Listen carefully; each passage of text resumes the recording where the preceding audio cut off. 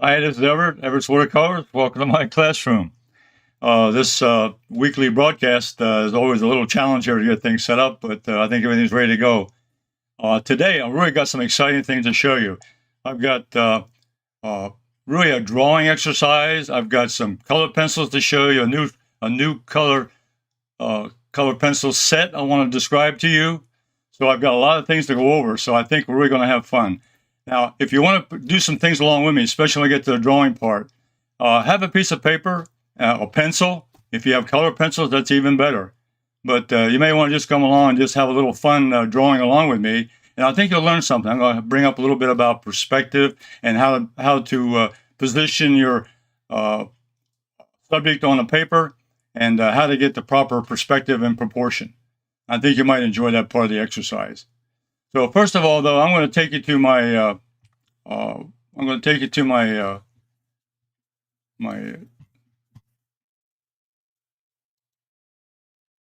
my watercolor page.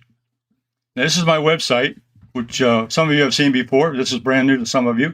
This is the home page for Everett's Watercolors, and you'll see right up here at the top here at Art Supplies. I have Palette and a Bottle, which is sold exclusively at Everett's Watercolors.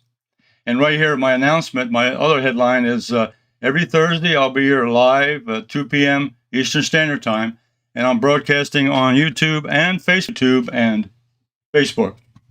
But I want to show you, I'll go to the art supplies here on the navigation box over here in the top left of my website. Go to art supplies, and you can see under art supplies we have free shipping on orders over $50, and we do ship internationally, but there'll be additional shipping charge there also.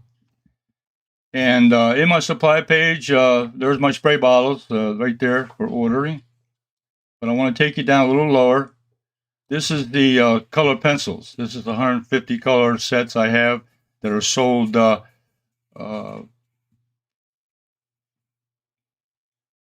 These are open stock, which you can order them as you need in supplies. And what I really want to show you here is the, let me slide down, is the pencil sets. Now we have the, you can see here, Everett's Watercolors, which is me, is an authorized dealer of Holbein Artists Color Pencils. I'm an authorized dealer for the color pencils, which I'm very proud of. Now here, the first one is the basic tone set. Now here, under here is the, look at the little box that comes in. But here's a description of the colors. And over here is the ordering. You go here and add to the cart and go down and purchase it through PayPal or through your regular credit card. There's a design tone, and here's a list of colors that goes with that. The pastel set also comes in a 12 set with a list of colors. But the one I want to talk about today is the Holbein Colored Set 24 set. And here's a description of all the colors that are included. I'm going to go over that in detail. I wanted to show you where it was on my supply page. So if you're interested, that would be a wonderful gift for Christmas or birthdays or holidays. Also here, the MELTZ, on this page here, the MELTZ blender, which I'm going to demonstrate a little bit today, is also what's used with a color pencil.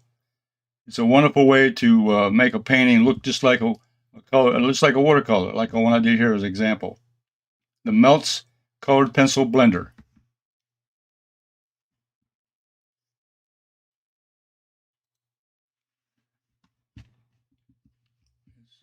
I'm going to send out a chat to see if the chat room. I'm checking on my chat room. Okay. Okay, so what I'm going to do is take you over to my painting table, and I'm going to introduce the 24 set, which I'm really proud of. So I'm going to go over to the close-up camera, so you just get a nice close-up shot of what I'm talking about.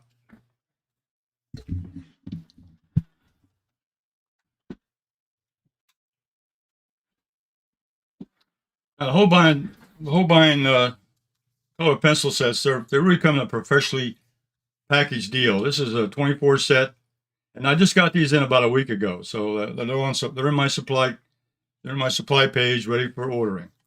And on the back of this, they show all the colors that are involved in the set. Beautiful set of colors. So I'm going to open this up. It's never been opened before. Let me just open it up just to show you, get a little peek of it. These are really packaged. These are professionally packaged. The This is a metal box, and all you do is press the little top up here, and it pops open the top.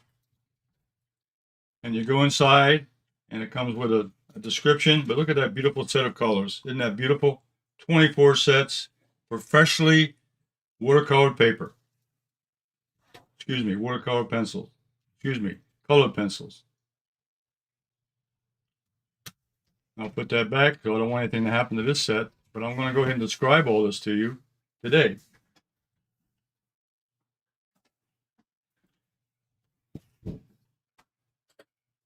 Yeah, the first thing I want to show is the span of colors in the 24 set. There's a beautiful set of reds over here. It comes out, it has a pink, which is a pastel, one of the pastel sets, but it's included here in the 24 set. The carmine, which is part of the basic set, carmine red, and then the scarlet, a nice set of red, light, medium, and dark reds. They have the orange, which is in the basic set, marigold, Jean Brilliant, which is a nice flesh tone pencil. Over here I have forest green, very dark green. And next to the orange is the canary yellow, the apple green, which is a nice light green for grass or for trees. And then this is a holly green, which is a darker green. I've already mentioned the pink. Down here is some more green. Nice set of greens. You got the lights, medium, and dark color greens. This one here is a fresh green, and this is the Viridian, which is a green pencil. Then we go down to the blues, and we start with the aqua, which is in the basic set, and the cerulean blue, Russian blue, which is the darkest blue, cobalt blue, which is a standard blue color. Those are the nice 4 blue. You have a light, medium, and dark color of blues. Violet, which is a nice purple color. Then we get into the earth tones. We have yellow ochre, and this is cool gray number 2, and this is very nice. I'll show you this today, a little bit of my demonstration painting. Then there's burnt sienna, burnt umber, and black and white. These are part of the basic set. This is burnt sienna, burnt umber, black and white. And then down here at the bottom is magenta. So that's the 24 colors that are in the 24 set, and they're beautiful. Now what I'm going to do is show you here, I did a landscape using these 24 colors. This is an example of a landscape that I did with the color pencils. You'll see the gray and black down here in the rocks. So there's also a little bit of gray here on the rooftop, a little gray and black back here in the mountains. Then I used all 4 of the greens. I used the apple greens and the fresh green here in the foreground. Then also used the Viridian here in this tree over here. Then I went to the holly green and to the dark green back here, the forest green back here in the background. So you can see I did the light, medium, and dark greens in the foliage. Also, I used the red over here on the silo here on this little farmhouse. I used the yellow ochre here, both in the field and back here on the rocks. I also used the violet here on the field. The burnt sienna I used on the post here, here next to the farmland. I used the black here on the building. And I used the cobalt blue here in the water, and I used the cerulean blue up here in the sky. So I used about 80% of the colors I used here, I used on this particular color pencil drawing. And really, it can be a nice painting. This could be framed and put behind a piece of glass to protect it. But this is also a good way to create art. I do this a lot with my color studies. I'll use the color pencils as a color study to give me some ideas on what colors I want to use and give me an idea of the composition and what colors to use in my final painting. Now this little book, this is a good reference book here. It's Colored Pencils. A little glare here from the light. Color pencil drawing techniques, and here's the author here, Ian Hutton Jamison. It's a good reference book. And you should have, when you do art of any kind, pencil drawing or painting, you should have some reference books around. And I use this one here quite often. But this is an example of a good reference book. And what I did here was I I went in here to this particular drawing here, and here's an example of using a light yellow color and then adding a little bit of orange to it with a light background, then adding some more red to it to darken it up, and then putting a shadow side on this particular cube, and then a cast shadow down here on the ground. So what I did, I went ahead and took that and I replicated that over here in this sketch. So I used the pencil set I showed you today, the 24 set. Okay. Now in the blending, what I do here is in blending here you can use the stroke, you can use the cross hatching, up and down, crossways, scrumble. Here's an example. I used all 24 colors. What I did a light brick glazing of the pencils on this particular area. I did all 24 layered, and that's the kind of colors it came out with. I did another one with just the light colors, the yellows, oranges, the pinks, and yellow ochre and so forth, and just made a light color blending here. And then down here I used the darker colors, the purples, the blues, the dark reds, and the greens are down here. So just examples of some blending type situation. These color pencils are so smooth when they go down, which I'll show you here in a few moments, that they just blend so nicely. They blend so nicely. Then I took another example out of this reference book here of this particular still life, which is a water jug or whatever you want to call it. And I also did that one. I did the drawing over here, a little freehand. And I used the same color pencils, mostly reds and oranges, a little bit of yellow ochre, some black. And then back in the background, I used that gray, that cool gray number 2 in the background here. And then I used the black and the gray and the yellow ochre down here in the foreground. Okay.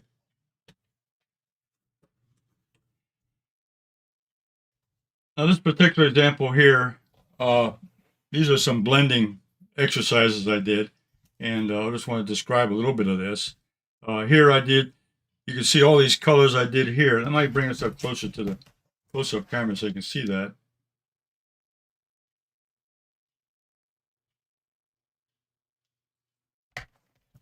I used all these colors here and just blended them one on top of each other. And down here, I took the yellow, canary yellow, and put the red over top of that. Then I took the red and put the blue over top of that. Then I took the yellow and put the blue over top of that. Okay, so the blending. Let me go through a couple of these. Now I'm gonna bring my set over here.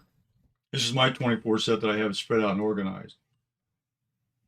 So let's take the blue. This is the cobalt blue, and incidentally, this cobalt blue matches the cobalt blue in my watercolor paints. It's an exact match. So the pigments here are very similar to the colors that I have in my watercolor set. In fact, I think it's the same pigment. They just have a different binder in these particular pencils. Now let me take the red, which in this case is the carmine. And you can see the blending. It's so smooth. They just spread out. The color just go down so smoothly. Now I'm going to bring these over now a little bit here to the center toward each other. Now we'll do a little bit of mixing, a little bit of blending. We'll take the blue, mix it with the red.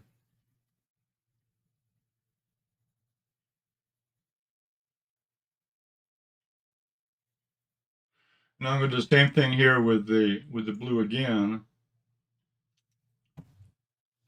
We'll go over here and mix it with a little bit of yellow. So we'll blend it out. See how nicely it spreads. And we'll take the canary yellow and mix it in on top of the blue. You can see it turn the color we expect to see. The color of yellow and blue, of course, makes green, and there you are, blended. Then if I take this over to the red, and I can mix it. In fact, I made a color wheel here. You can see here, a little bit of yellow. So actually what I've done, I made the blue here, I made the purple here, I've got the red, I've got the orange here, I've got the yellow, and I've got the green here. So I've really done a color wheel with 3 different colors, which is pretty standard. Now we put these away. But let me show you a little bit about this blending. Now I'm going to take MELTZ. And before I do that, though, let me bring it up. I was hoping I get this. Let me bring that up a little closer for you to see that blending. Those colors blend very, very nicely.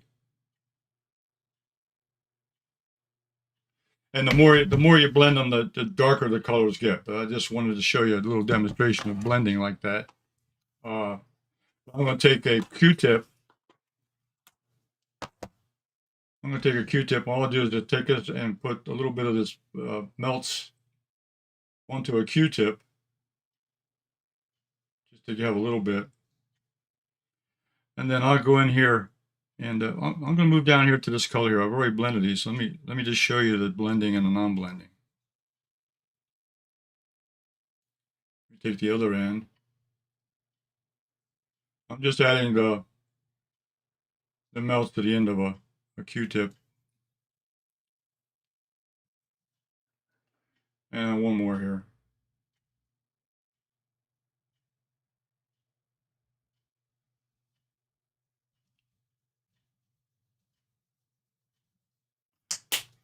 Okay, that's with the melt blender. So let me show you that up close. You can see there where this was blended just with the pencils, pressing it, and then I used the MELTZ here on this side. You can see the way it blends together. And here I used the red and the blue, and you can see the purples here with the blender. And here you can see the 2 colors and blended with the MELTZ over here. So it does a nice job. I've always been curious about. Let me try the multicolor. It's probably going to turn out pretty black because I got all the colors mixed together. But just as an experiment.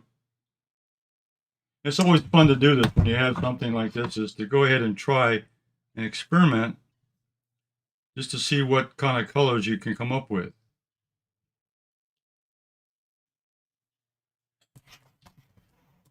And you can see there, it didn't turn black. It turned kind of different colors. You can see the reds, the oranges, the blues, and the greens, and so forth. So it gives you a nice textured look for any kind of structure you're working on, or any kind of drawing you're working on. Just over here to show an example, I used a little bit of the Jaune Brilliant and some pink and some burnt sienna, and it also makes a nice flesh tones for if you're doing a portrait or something like that. So this is just a real quick example of that Jaune Brilliant color, which is that real light gray. It's like a light brown, very light. It's got a light tan, and there's a little pink from the pastels. So the pastel and the Jaune Brilliant with the, and I put the blue eyes in there. So there's a possibility there for, and I'm not a portrait painter, but I do like to mess around sometimes with faces and so forth. Okay, what we're going to get into now is really a drawing exercise. And so I'm going to bring my drawing pencil and my paper over. So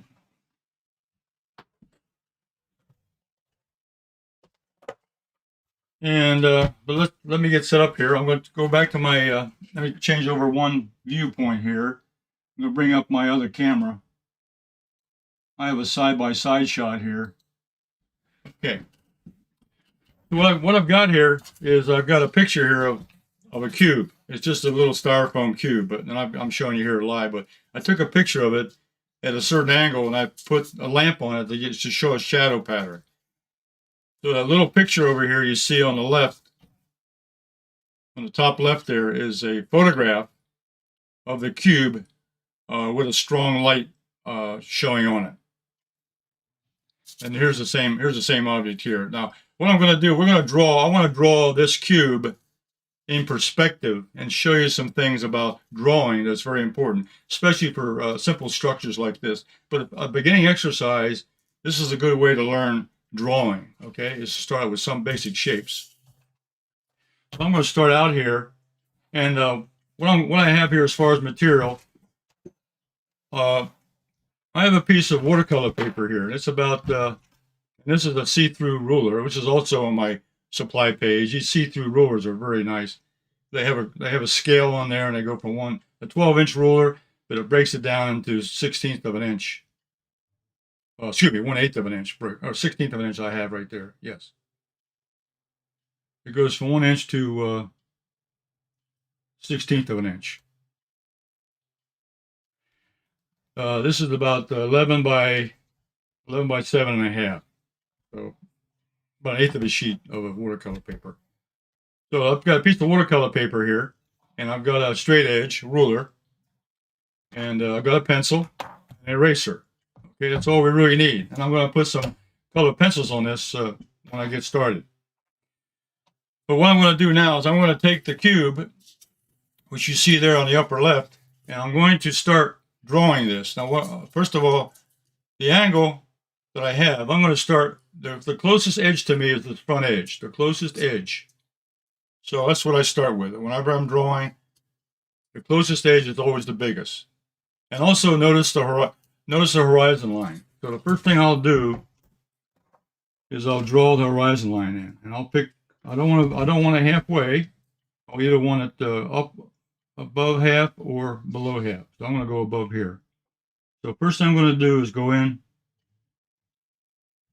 and I'm going to draw in the horizon line.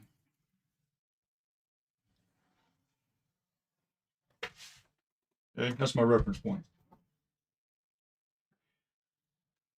Okay, so start with the horizon line, and you'll see that line up there. You see that line up there.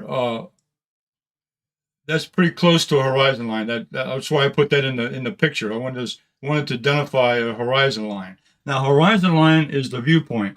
When you're looking out at something, either indoors or outdoors, when you're looking at your eye level, what you look out to, that's where your eye level is. The horizon line is the eye level of the viewer.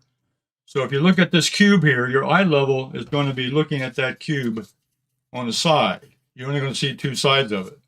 You see very little of the top because the way I've got it slanted. So basically, with two sides showing, we have really two-point perspective. We have a perspective of this side over here, which I'll call the side of the right side, and then the front side over here, which I'll call the second perspective, is on the left. So what I'm going to do is show you how I do that. I'm going to take a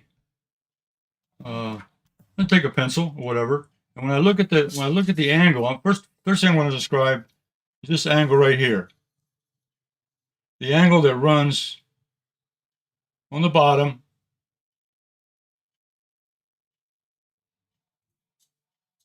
from here to here.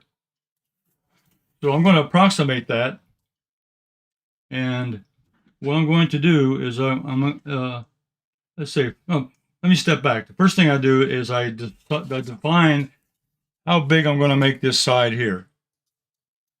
I want to start with this edge right here, the front edge. And I decided I'm going to make this side. That's my decision. That's the artist's decision, how big you want to make it. But I decided to make it a little bit longer below the horizon, a little bit shorter above the horizon. So that's the way I'm going to start the diagram.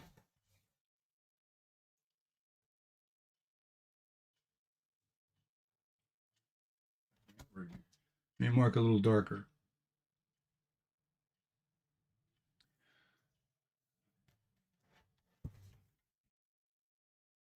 My hand moving that camera? The camera is trying to focus and I'm giving it a hard time. Okay. I have the horizon line across here, and that first mark I made was the length of that front side right there. And that's my decision of how long I wanted to make it, but I also want to make sure it was below the larger portion was below the horizon, the smaller portion above the horizon. Okay, then what I'm going to do is I'm going to approximate the side or the angle of this side over here compared to the horizon. And I'm estimating, if you look at that picture, you can see it's got a slight angle to it. And I'm going to draw a guideline, a imaginary line out to the horizon line. Now I've had Now I could have used the ruler to do that. And let me just give you a little sideline here. I've had a lot of people complain about being able to. They say, well, in art, I can't draw a straight line. Well, here's a way to draw a straight line. Pick a point, back off somewhere, start here. Now don't look at the line. Look at the point where you're going. There's your straight line. Start here, look at your endpoint, go to the straight line. That's how you do a straight line. Pick a point, go to the straight line. All right? So anyway, approximate this line. That's the angle. That's the angle that the bottom of that edge of that cube. That's the angle that cube makes on the surface of the ground, or whatever surface it's on, up the horizon. Okay, now this also defines, now what this does here, the intersection of the horizon, horizon line, and this line, that's going to be the vanishing point. That's going to be the vanishing point for anything that's parallel on this side of the cube. So I can automatically go in, I'll use my straight edge now. I can automatically go in and add the top line to this. Okay, now I've defined the bottom edge, the front edge, of course, the bottom edge, and then the top edge in perspective. Now, how far I want to go, how wide I want the object to be. Again, I can also come up with my own estimation of that. I say I'll start here, because I want it to be a little more dramatic than the. You see a little difference in the photograph. There's a difference in the photograph in the side and on the side and the angles of the side. You'll see the difference there. That back side is shorter than the front side. Okay, now we're going to do the same thing on the other side. We're going to take the angle of the bottom here and go this way toward the other side. And you'll see it's at an angle. If I draw that, I'm just going to go. I'll use a straight edge on this one. And I'm approximating that angle.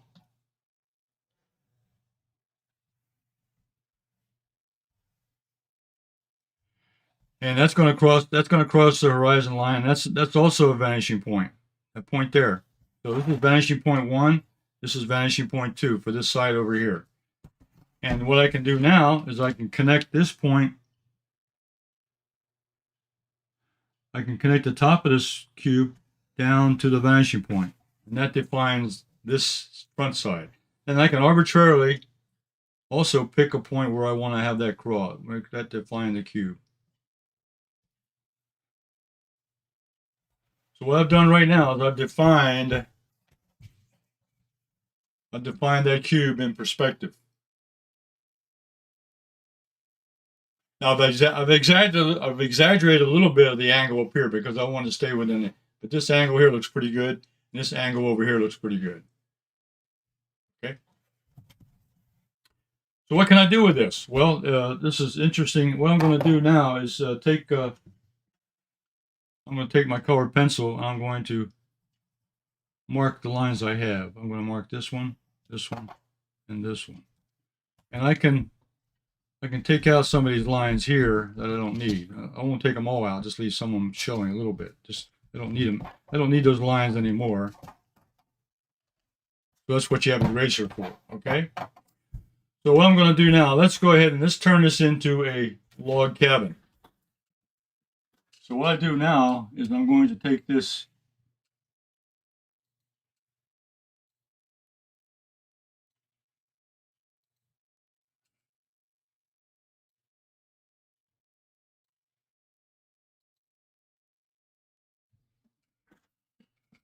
So we're going to take that cube now, and we're going to take that cube now, and we're going to make it into a cabin, which is up here. This cube is the size. This is the bottom part of the cabin, and up here we're going to add the rooftop and the rest of the building real quickly. Okay. So how do we do that? Well, the first thing I'm going to do is, and I've got a larger picture down here. I'm looking at also on the table. The first thing I can do here, let me take the pencil. First thing I can do here is approximate. You can see here the peak of the roof is about in the center. The peak of the roof falls about in the center of the square. So about the center here, that's where the peak's going to fall. So I can approximate, and I can also measure that. I can take a pencil. Let's say here, I'll take the photograph. I can take a pencil and I can measure from this line here, it's about the same as the peak. So that this line here, this is called sight sizing, where you can take a pencil and you can measure an edge and compare it to another edge or another dimension. So I pick a dimension on the on the picture, and I compare it with another and I get about that center there is about the middle of that, so I can approximate that. So this angle here is about the same as this angle up here. The side, this distance here. So I can go ahead and draw that line in. That's going to be the eave, one of the eaves, and I'll draw it in from point to point. You start here. I'm going to add, just aim for that point there. Go right into the point. Okay, now once I have the peak, I know this line here. This line here is the roof line is parallel in the plane with the side. So all I have to do now is connect these 2 points. I'm using the same vanishing point for the rooftop. So I can draw that line in for the rooftop. Because actually when you're looking at a building on the side, the rooftop is parallel to the sides of the building. We're looking at the sides in perspective. But in order to draw it properly, you need to be able to draw the vanishing points to get the right angle. Now I can approximate this angle here with this angle here.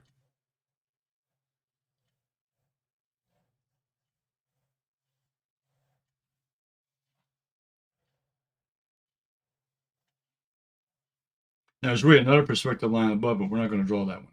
Okay. So now I've just about defined that building. Now I really don't need any of these marks here anymore.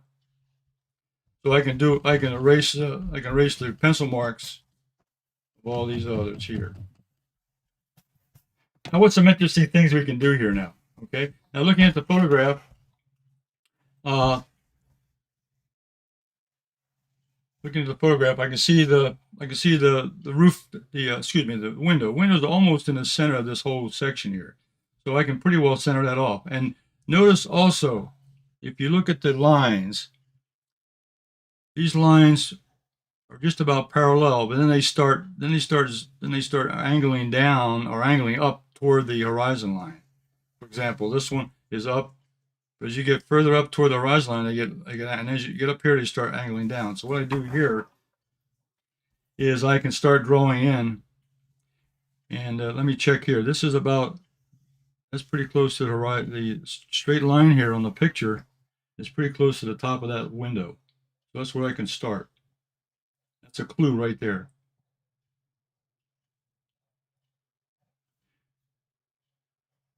And what I want to do then is take that horizon line and I can start drawing in the logs. This one's pretty close to the same, and this one's going to start going down toward the vanishing point.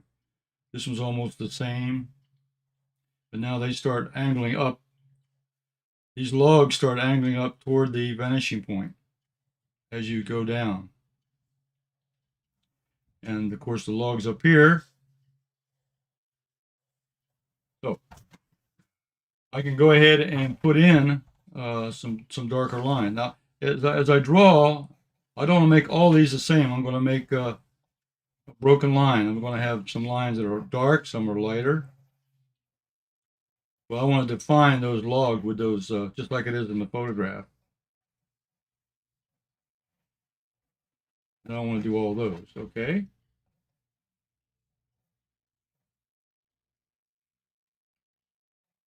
And that window looks pretty busy to me, so I simplify that. I'm going to make it, I'm just going to make it 9 instead of the word numbers there. Just going to make it simpler, okay? Now, as far as the roof, I'm going to put in. As far as the roof, if you look at the picture, you'll see a little bit of. You'll see the blue. The blue sky is reflecting off the roof. So I'm going to put a little bit of. And there's also some shingles up here. And I'm just going to put a few of those in just to indicate shingles.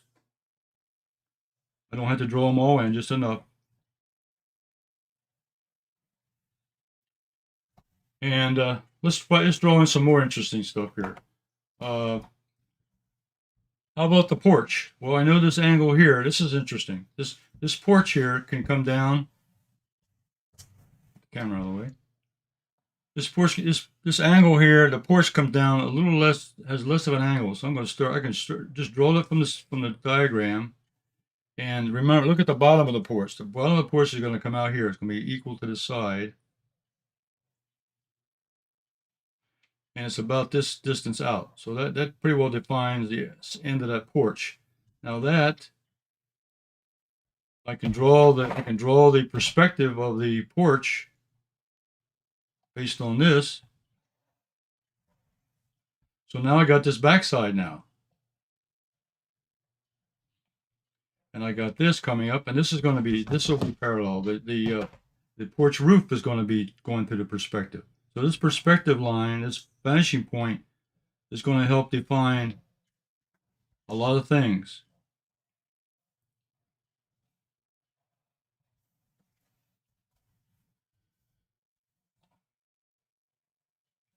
So just by doing that, I've got the rooftop in, and using the same perspective lines, I've got the porch, little porch here put in.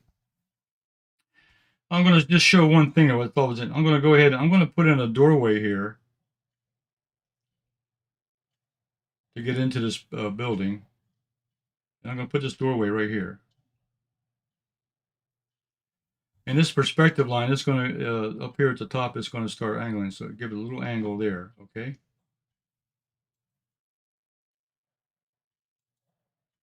And that may be it. I'm estimating it's probably a little bit too tall. I'm going to make it a little less than that. Because normally windows and doors are almost the same as far as the top, but maybe a little bit higher. Okay. And what I'm going to, let's say, now here's one of the tips for today. Let's say I was going to put a person in this drawing, a person. What I can do here at the doorway, let's say a person 6 feet tall. Well, a doorway normally 7 feet, so a person then would be a little shorter than a door. So let's start with something we know. The doorway is 7 feet. We're going to make the person a little bit shorter than 7 feet. So we come down here. We'll have him coming in. We'll have him walking into the doorway. And here's let's say this is the. We'll have him reaching for the doorknob. Okay, there he is, trying to walk into the building. So that's the size of a person. And this, if you're going to put a person in a drawing, you want to put them in the scale of the drawing itself. So I scaled the person to the size of the doorway and put him in a position. Now let's say I had another person back here further away. Maybe there's a person down here in the garden somewhere. Well, what you do there, the vanishing point, the feet, and the vanishing point for the head, the head's going to always wind up close to the horizon or wherever the viewpoint is. So let's say, you say the person's right here. So the head would be there. That head's too big. The size of the head is 1/8 of the size of the body.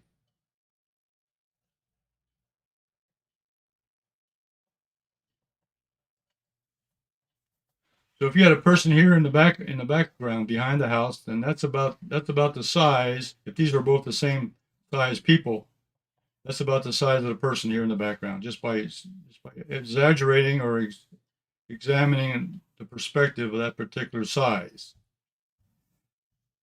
Okay, so let's go ahead and dress this up a little bit. I'm going to put some.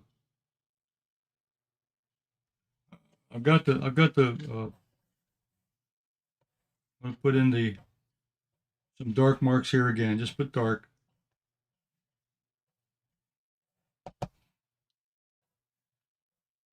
This is all wood. This is all wood, so I can put some wood in here.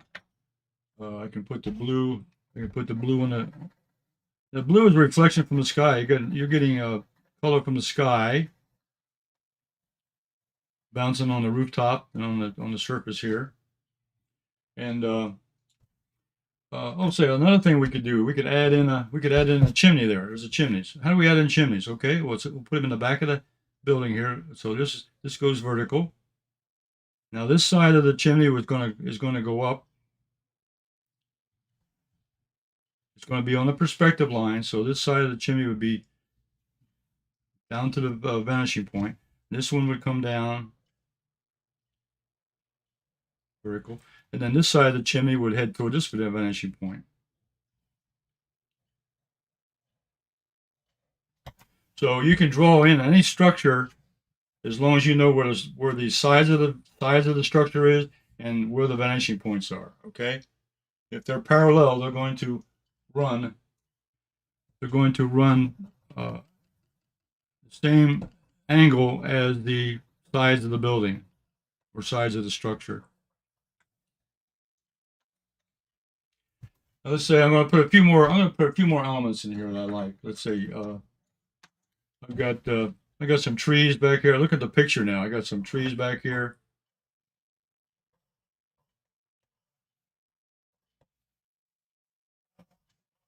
Now I'm using the burnt umber color pencil just to give me some nice dark areas in here. And there's a big tree over here. Got some limbs on it. And I'll put another one out here. Okay, now let's say I have some this is the fall season. Let's say I have some yellow trees. Leaves are turning yellow. I've got some orange. Put some orange back in here and over here. On this side, and I've got some burnt sienna for the fall colors, a little bit of burnt sienna. And on the ground, I'm going to have, of course, the grass. So I can put some green down here for the grass.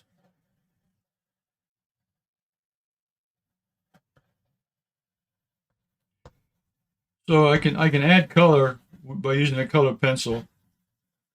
And one other thing I don't want to leave out, which is very important, is the shadow.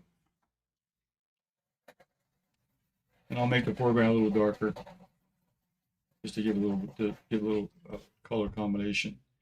I'm going to use a little bit of violet.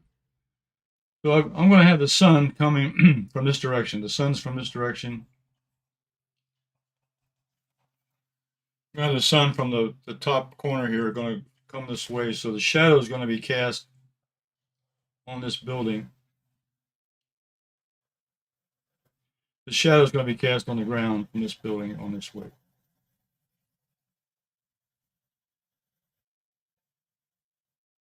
And there's going to be a shadow here.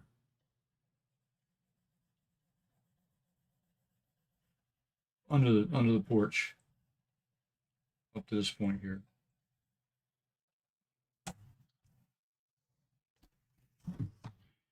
You know, one interesting thing I wanted to demonstrate a little bit also is I can take on top of the color pencil, I can take color. You know, I got some yellow ochre here, which I'm going to put on the side here. I can cover this up a little bit, give a little color on here. So this is watercolor paper, that's why I'm doing this. But you can also do this on regular drawing paper. If you don't put much water on your brush, you can still put a little tint of watercolor on there. Okay. So I can take that color now. I'm going to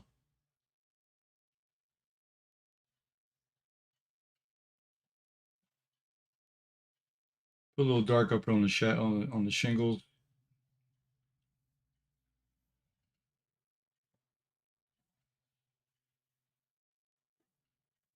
A little bit of purple in the shadow.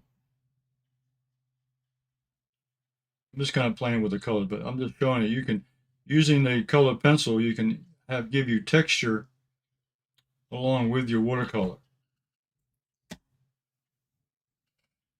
Just off the brush, pick up some of that green. Now, and I'm going to leave some of the marks in there of the pencil to give me the texture, and I can use the watercolor to put in the actual color that I want to show.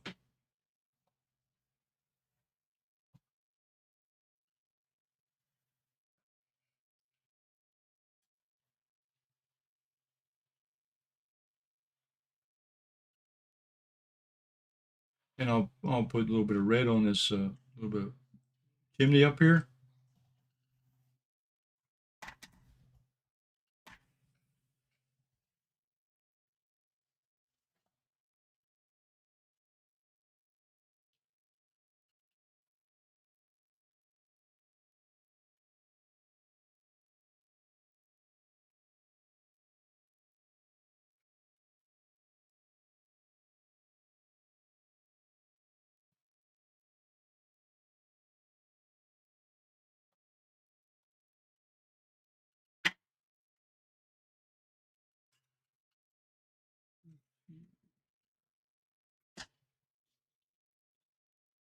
And my little character here.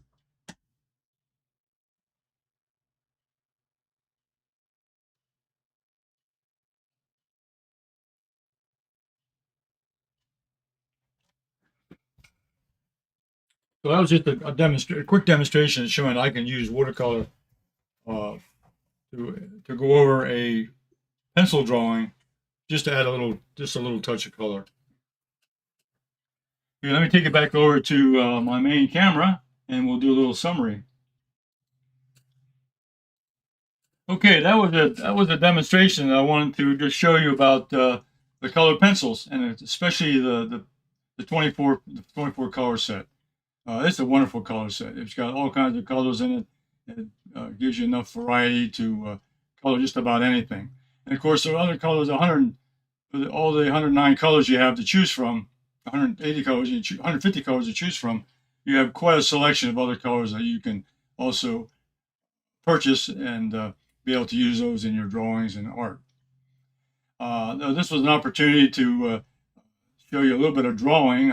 I think the exercise in perspective, how to draw from a cube, and then add some dimension to it to turn into the log cabin, and then add the features of the log cabin. Using the perspective, the horizon line, the vanishing points, in this case, the 2-point perspective, I had 2 vanishing points, one for the left side of the house and one for the right side or the front side of the house. The 2 vanishing points. And with those 2 vanishing points, I was able to define the rooftop, where the other parts of the structure were located, even the chimney on top. So they're all connected and all related, and it makes sense to have a perspective. It makes your building or your structure look more realistic in perspective if you got the right lines properly. The sizing of the person. If you're putting a person in your drawing or in your art, you want to scale it to a known structure around a doorway or a window or something, or even sitting next to a car, standing next to a car. You have something to reference the size of the person to that particular item. And then if you have other people in the painting or drawing, they need to be put in the size that is in proportion to their distance from the horizon line and from where you are observing the scene. So they're just some pointers I want to show out today. Don't forget to subscribe to my channel, my YouTube channel, and give me a thumbs up. It helps with my rating. And subscribe. And also give me a like on my Facebook page.